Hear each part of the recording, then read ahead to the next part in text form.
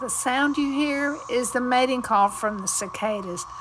It is crazy loud. It's almost like I'm living in a science fiction movie and ready for something creepy to come out of the woods.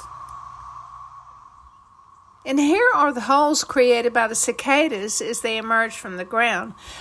They've been underground for either 13 years or 17 years.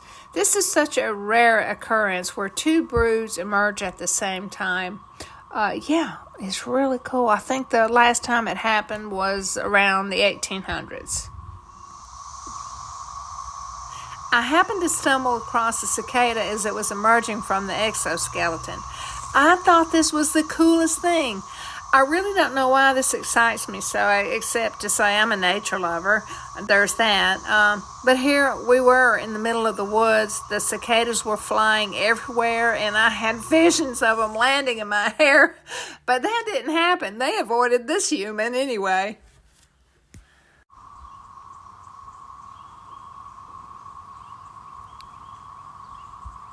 Okay, I'll leave you with the sound of the cicadas. I hope you enjoyed this little bit of science and a little bit of history. Thanks for watching, everybody.